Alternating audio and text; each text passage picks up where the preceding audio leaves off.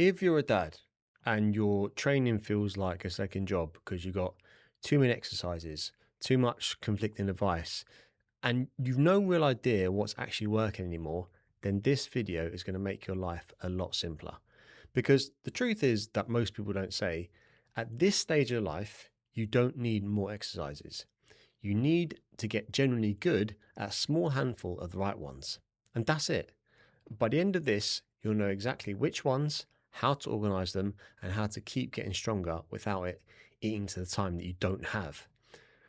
Let me start with a mistake that I see almost everyone make, especially fellas that are trying to balance a job, a family, and whatever's left of their own time. It's the belief that you need a huge rotation of exercises to get results.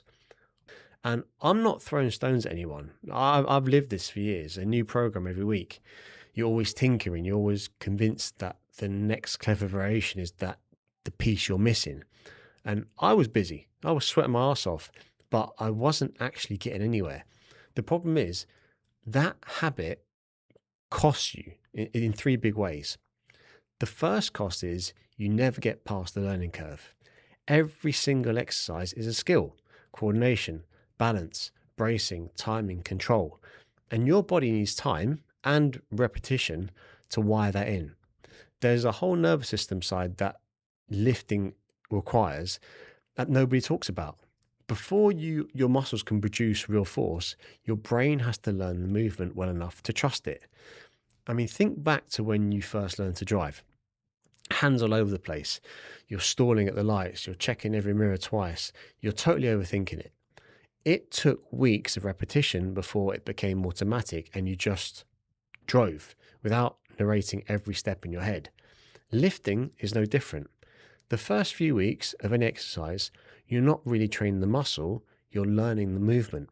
And if you swap that movement every single week, you keep yourself permanently stuck at a clumsy, inefficient beginner stage. You never reach the point where you can stop thinking about technique and genuinely start pushing. And here's the part that is going to catch most people out. It doesn't take a big change to reset that clock. Because going from a dumbbell shoulder press to a kettlebell press, it's the same pattern, it's the same muscles, it's basically the same job, but it's different enough that you're back at that learning curve. Every swap pays that tax again. And the real results, the strength, the muscle, the confidence, show up after that curve. When you've stuck with something long enough that the movement is automatic and all your energy goes into the effort instead of the coordination. The second cost is imbalances.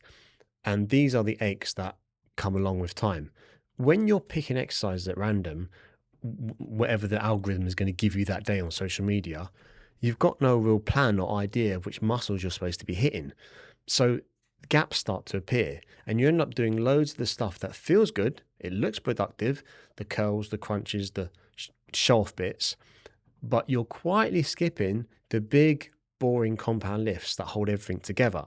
And over time, you overwork some areas and completely neglect others. One side gets strong, but the other side of that same joint stays weak, and the balance that keeps you moving forward starts to slip. And for us older fellas, I'm 44 at the moment, that imbalance is exactly where the trouble starts. You get the twinge in the shoulder when you reach for the baby seat. You're mowing the lawn and your lower back gives out a little bit, or the knee starts to make noise as you're going upstairs. A lot of these getting older aches aren't really about age. They're about training gaps that nobody bothers to close. The basics aren't just about looking good. They're what keep you strong enough and durable enough to actually keep up with your kids and, please God, one day your grandkids. And the third cost that I see and that I've experienced is decision fatigue. Because by the time you get to train, you've already made 1,000 decisions. Work calls, school run, what's for dinner if you're cooking, or who needs to be picked up. Why is our youngest still awake? Your brain is running on fumes. It's got a million things on the go. So the last thing you need in a session is for it to feel like a puzzle you got to solve. There's a massive menu of exercises you got to choose from. The sets, the reps I got to figure out, the different plan every day. That mental load is often the real reason why most fellas give up. It's like sitting down at the end of the night to watch something and you're scrolling through hundreds of options. There's 20 minutes later, you've done absolutely nothing, and you're more tired now than when you first sat down. Too much choice doesn't help you, it freezes you. Training should be the opposite of that. The simpler the plan, the easier it is to just walk in and do the work. And here's the thing that most people won't tell you: consistency beats variety every single time. The boring plan you actually do beats the perfect plan you keep reinventing. So instead of trying to do everything at once, we use a simple framework that covers the whole body and lets you focus on getting better over time. You can train nearly every muscle you've got with just 6 movement patterns. The first one is a horizontal push, like push-ups or bench press. It's going to work your chest, your shoulders, your triceps. The second one is a horizontal pull, like a row, where you hit the upper back and the biceps. The third one is a vertical push, pressing overhead for the shoulders. Fourth, a vertical pull. That's a pull-up, or it could be a pull down for your lats and your back. The fifth is a hinge, so bending at the hips for your glutes, your hamstrings, your lower back. And the sixth one is a squat for your quads, your glutes, your legs. And that's it. 6 patterns, and you've got your chest, your shoulders, your back, your arms, your legs. Your entire body is covered. This is the foundation, and everything else is built upon this. And it honestly doesn't matter too much which exercise you choose for each movement pattern. What matters is that you enjoy it, that you've got the gear to do it. Minimum is a pull-up bar and some dumbbells. And especially at our age, it matters that it doesn't cause you pain. So pick one good option per pattern and then commit to it. Now, this is how simple it stays.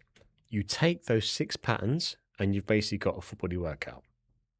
Train those 3 times a week, Monday, Wednesday, Friday, or whatever fits around the family life. But you'll hit every muscle 3 times a week. And that's plenty for real progress. And if 3 full body sessions doesn't suit you, you can split it. You can do push patterns and a squat one day, pull patterns and a hinge the next day, push pull legs. Either way, you're working from the same 6. There's no guesswork, there's no puzzle, there's no new plan that you've got to memorize every morning. And progress in it is just as simple. You don't need fancy techniques. You need to do a little more over time than you did before. Add a rep, add a little weight, control the movement a touch better, and that's it. Pick a rep range, say 8 to 12. And when you hit the top of that range with good form on every set, nudge the weight up a little bit and start again. It's slow, it's boring, but it's relentless progress. And that's the whole game. It works far better than any clever distractions.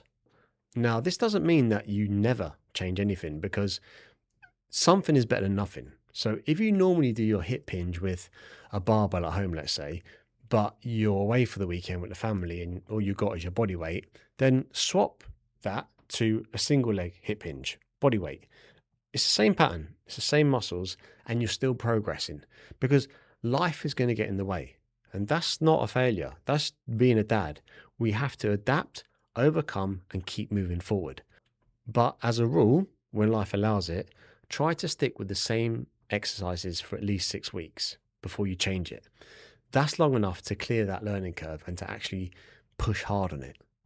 Once you've got those 6 patterns covered, then you can start adding extras on top. Bicep curls, calf raises, carries.